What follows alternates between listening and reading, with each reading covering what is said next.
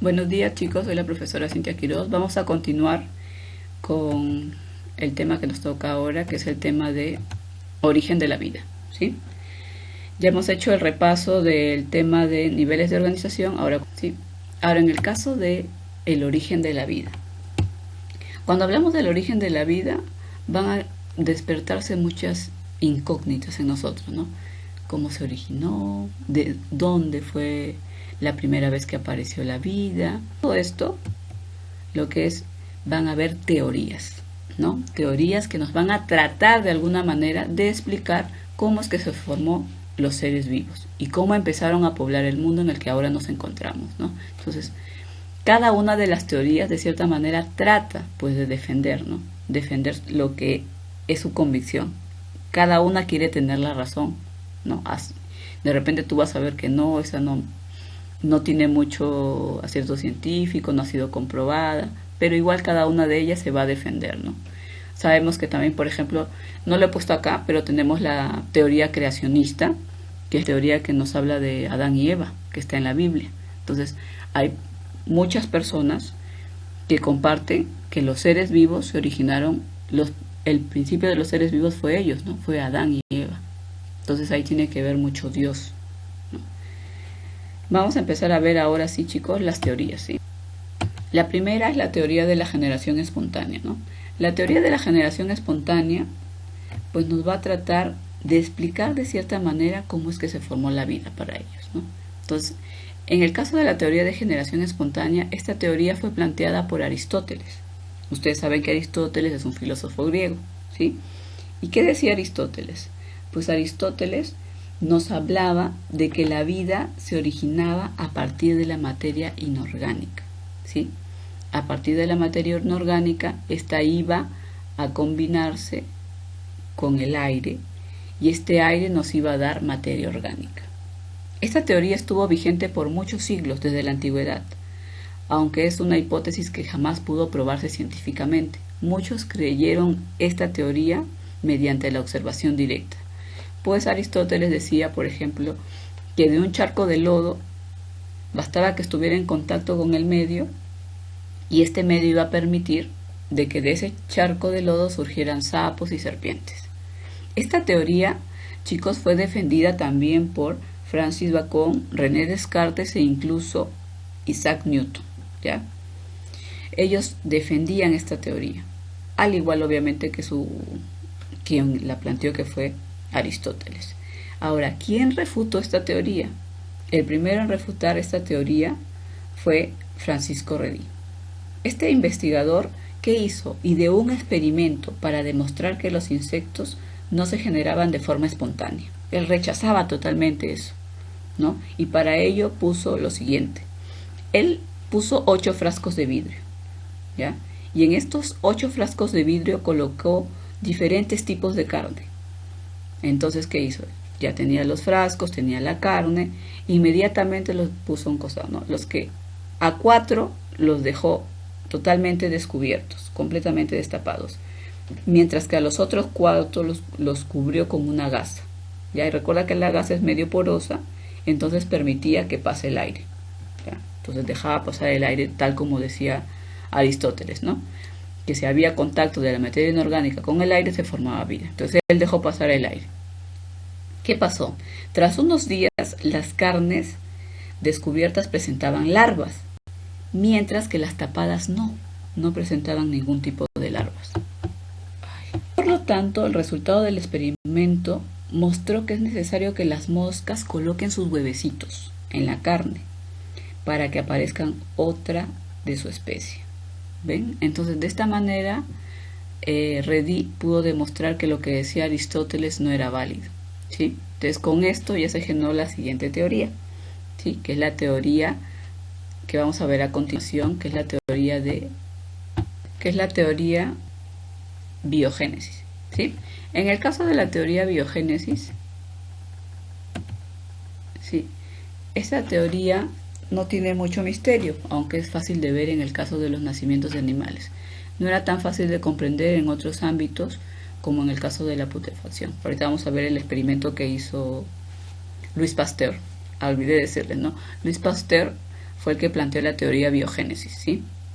Aún así, la teoría de biogénesis no explicaba el origen de la vida, ya que no tiene manera de indicar qué fue el primer organismo, ¿no? ¿Por qué? Porque la teoría de biogénesis nos dice, todos los seres vivos vienen de otro preexistente, o toda célula proviene de otra preexistente, pero no nos dice cómo es que se formó esa célula. Por eso es que la teoría biogénesis como que ahí no. Lo que nos habla más la teoría biogénesis es del proceso de reproducción, pero no nos explica ciencia cierta cómo es que se originó la vida, ¿sí? Ahora, ¿qué hizo Louis Pasteur? Louis Pasteur, en el año de 1861, demostró de una forma exitosa lo siguiente, ¿sí? ¿Qué hizo él?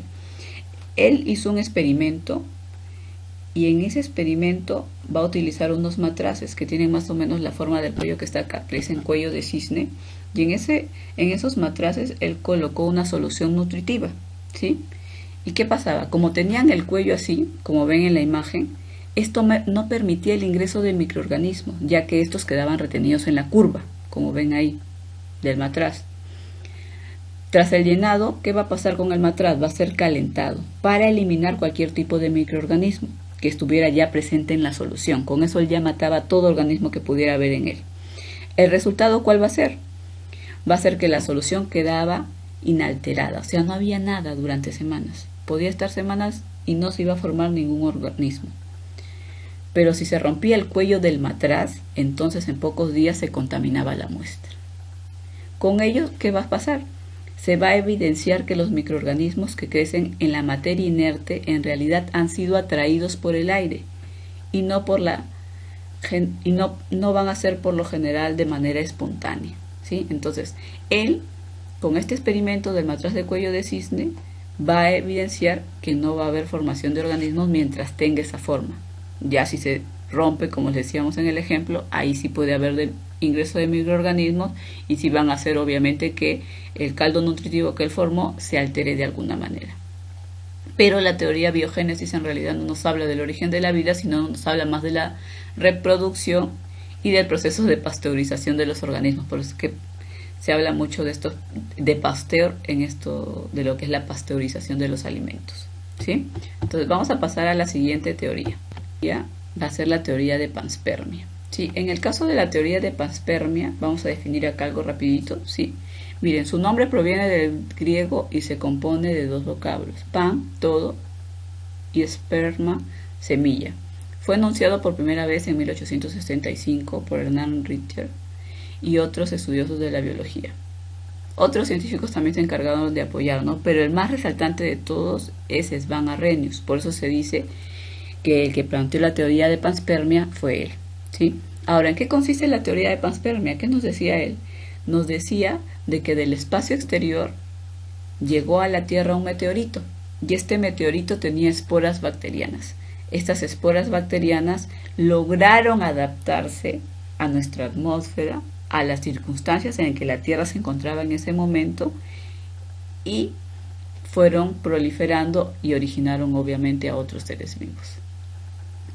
La teoría de Svan Arrhenius, bueno, si ustedes se ponen a analizar es un poco complejo, ¿no? Porque se supone que está hablándonos de organismos que vinieron del espacio exterior y es poco probable que se puedan adaptar a nuestro medio. Entonces, como que en ese momento no fue muy bien vista, ¿no? Entonces, no podemos de alguna manera defender lo que Svan Arrhenius planteó, ¿sí? Más bien, en el caso de la teoría de panspermia, como les decía, las esporas que llegaron, si hubieran sido otro tipo de mecanismo de repente en el que se podían plantear la Tierra, entonces de repente sí hubiera sido mejor la adaptación, ¿no? Pero en el caso de estas no hubiera sido viable el proceso de adaptación a nuestro medio, porque nuestro medio, recuerden que recién estaba en formación, era una Tierra primitiva, entonces iba a ser muy complejo estas esporas lograran adaptarse, ¿sí? Por eso es que la teoría de Arrhenius no fue muy bien vista, ¿no? No podría sembrarse la vida como él trataba de plantearla. Ahora la última que vamos a ver es la teoría quimiosintética, ¿sí? En el caso de la teoría quimiosintética, esta teoría quimiosintética fue planteada por Oparin, ¿sí? Entonces, ¿qué nos decía Alexander Oparin? En el caso de la teoría quimiosintética va a tener, digamos, mucha viabilidad. ¿Por qué? Porque esta teoría sí fue comprobada posteriormente, ¿sí? Fue comprobada por Miller en un laboratorio. Ahora, ¿qué nos dice o qué postula la teoría quimiosintética? Que la Tierra primitiva presentaba ciertas características. La primera, altas temperaturas, ¿sí? Presentaba descargas eléctricas, radiación solar, presentaba un caldo primitivo en los mares profundos, y esto va a permitir que se formaran las primeras moléculas, y estas moléculas a su vez nos dieran la formación de las primeras estructuras que se llamaron coacervados, ¿sí? Entonces por eso se dice que esta teoría sí es más viable.